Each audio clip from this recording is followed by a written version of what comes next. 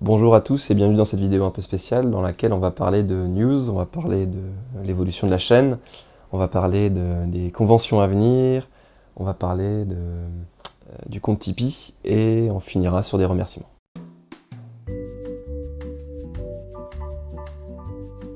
Concernant la chaîne, je voudrais tout d'abord vous remercier pour les 20 000 abonnés qu'on a dépassés depuis plus d'une semaine. On est maintenant à 21 000 abonnés, donc je suis un peu en retard sur les remerciements. Pour marquer le coup, comme d'habitude, j'ai fait une petite carte de palier. Alors pour ceux qui ne savent pas, je fais à chaque fois, quand je dépasse un palier, 1000, 5000, 10 000, etc.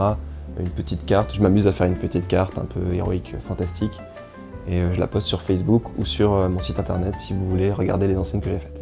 Par rapport aux différents formats de la chaîne et leurs évolutions, CodeMu va un petit peu changer, enfin il a déjà un petit peu changé, mais il va être plutôt dans la lignée de ce que j'ai fait dans le dernier épisode, c'est-à-dire que je vais simplement à chaque fois rajouter un petit peu de fiction, et ça sera peut-être pas aussi compliqué, c'est-à-dire avec beaucoup d'effets spéciaux. J'ai pris cette décision simplement parce que le dernier épisode a fait un énorme carton, j'ai eu énormément de retours positifs dessus, j'ai eu plein de commentaires, j'ai eu énormément de j'aime dessus, beaucoup de personnes l'ont partagé, et j'ai senti qu'il y a quelque chose qui a été modifié au niveau de l'appréciation du format CodeMu. Donc j'ai pris ça en compte et je compte maintenant rester dans cette lancée.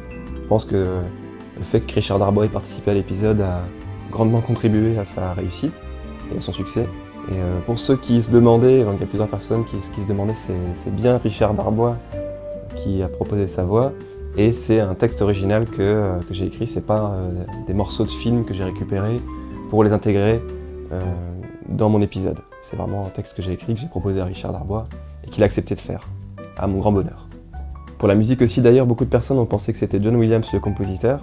En fait, il s'agit de Jean-Gabriel Reynaud, comme je l'ai indiqué dans les crédits à la fin de l'épisode, qui est un jeune compositeur très talentueux dont je vous invite à découvrir le travail, simplement en cliquant sur le lien que je vais mettre dans la description. J'avais aussi pensé faire un petit making-of de l'épisode que je viens de sortir. Je sais pas si ça vous plairait de voir ça, vu tout le temps que ça m'a pris et vu toute la complexité que c'était d'intégrer Indiana Jones dans la vidéo. Je pensais reproposer simplement la séquence de l'aventure et puis juste après une petite partie making-of où je vous montrerai comment j'ai fait tout ça. Si ça vous intéresse, vous pouvez me donner votre avis dans les commentaires ou m'envoyer un message directement par Facebook ou par Twitter. Les cabinets du professeur Mu vont rester tels qu'ils sont parce que c'est un format qui fonctionne bien et qui me convient. Et étant donné que je compte faire des CodeMu un petit peu plus travaillés, il y aura plus de temps entre leurs sorties, et donc j'essaierai de sortir un petit peu plus de cabinets du professeur Mu pour faire patienter avant la sortie des prochains CodeMu. Pour l'instant, je ne peux pas me restreindre à une deadline précise en sortant par exemple un épisode tous les mercredis soirs de chaque semaine. Du coup, je l'ai fait au fur et à mesure, mais le plus vite possible, sans lésiner sur la qualité. J'avais aussi eu l'idée d'un autre format qui serait plus axé sur les difficultés de la langue française. Ça ne concernerait pas des règles simples que tout le monde connaît, mais plutôt justement des règles qui sont mal connues. Et je ne sais pas encore comment je le ferais, quel format ça aurait, quelle durée ça prendrait. Je ne sais pas encore, mais j'ai l'envie de faire ça, j'ai l'idée, et ça pourrait apparaître dans les prochains temps. Sinon, j'avais aussi pensé à faire des lives qui vous feraient participer. Alors j'avais eu l'idée de vous proposer de créer des nouveaux mots, des mots qui n'existent pas, à partir d'un thème précis ou je sais pas, une instruction précise, une phrase ou une citation rigolote, et de récupérer tous les mots que vous créez, de les mettre dans un chapeau et simplement après, pendant le live, d'en récupérer 2 ou 3 d'affilée et puis de donner une définition inventée par rapport aux mots que vous m'avez donnés. Alors je sais pas si ça vous plairait, du coup vous pouvez me donner votre avis dans les commentaires de la vidéo ou par message directement. Alors vous avez sans doute remarqué que je fais pas une vidéo personnelle sous la forme d'une épître comme j'avais l'habitude de le faire précédemment.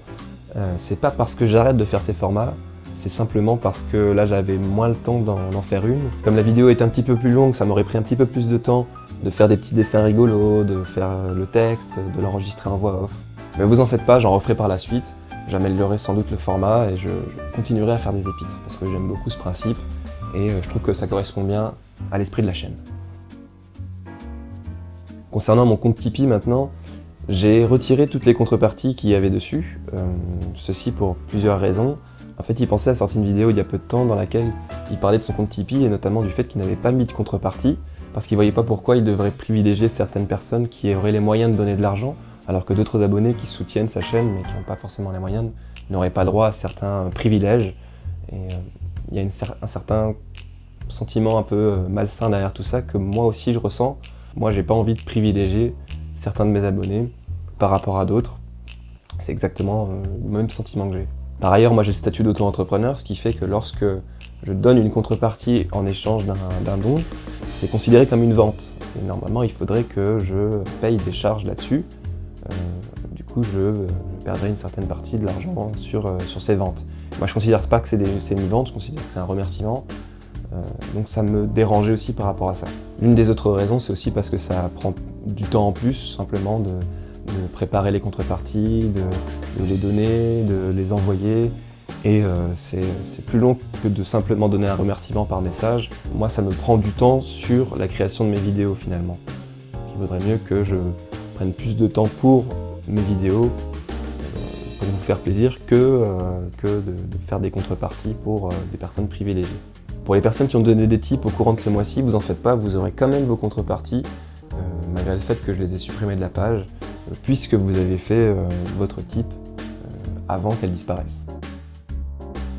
Concernant la vidéothèque d'Alexandrie, alors pour ceux qui ne le savent pas, je suis cofondateur de ce collectif avec Benjamin de Nota Bene. Et la semaine dernière, on a appliqué une sorte de réforme pour pouvoir trouver, en fait, pour donner une nouvelle définition de la vidéothèque, parce que ça manquait cruellement de clarté et elle était sur le point d'exploser. En fait, il y avait vraiment beaucoup de choses qui n'allaient pas. Maintenant, tout est un petit peu plus clair, tout est un petit peu mieux organisé. On a aussi un site internet qui va arriver prochainement, le plus rapidement possible, et on va même commencer à faire des lives. Donc il y a plein de nouvelles choses et je vous invite tout d'abord à jeter un coup d'œil à la page Facebook de la vidéothèque pour pouvoir découvrir la nouvelle définition qu'on a et pouvoir découvrir le nouveau fonctionnement de la vidéothèque. Concernant les conventions auxquelles je vais participer prochainement, tout d'abord, il y aura la Néocast du 16 au 17 mai à Strasbourg au Palais des Congrès. Alors il faut savoir que c'est un salon exclusivement réservé aux vidéastes, durant lequel vous pourrez rencontrer notamment des personnes de la vidéothèque. On sera plus d'une dizaine, il me semble. Et il y aura aussi des personnes un peu plus connues comme Antoine Daniel, Link the Sun, Axolot, Y Penser, le papa d'Internet. Vous aurez l'occasion de participer à des conférences avec différents vidéastes sur différents thèmes, mais il y aura aussi des activités en petits groupes avec chaque vidéaste, ou un ou deux vidéastes, sur des thèmes bien précis, donc dans des petites salles, on sera à 30-40 et c'est vraiment sympathique. Moi j'en ferai une d'ailleurs sur le thème des bons mots à choisir pour pouvoir créer un dialogue crédible. Et pour toutes les personnes qui comptent venir, sachez qu'il y aura un petit jeu concours organisé, un tirage au sort, qui s'appelle le Néo Coup de Bol, qui vous permettra de gagner une place pour participer à un petit repas convivial qu'on fera avec les différents vidéastes le samedi soir. Ce sera un petit repas buffet très sympathique où vous pourrez rencontrer les différents vidéastes qui ont participé au salon. L'autre salon auquel je vais participer, ce sont les Geek Ferries, qui se dérouleront du 5 au 7 juin au château de Celles-sur-Cher. Pour le coup, c'est pas un salon exclusivement réservé aux vidéastes, mais ça s'étend vraiment à différents domaines, mais quand même intégré à l'univers geek. J'aurai donc un petit stand couplé avec celui de la vidéothèque d'Alexandrie, qui nous permettra de vous rencontrer et puis de discuter et de passer un moment plaisant simplement ensemble.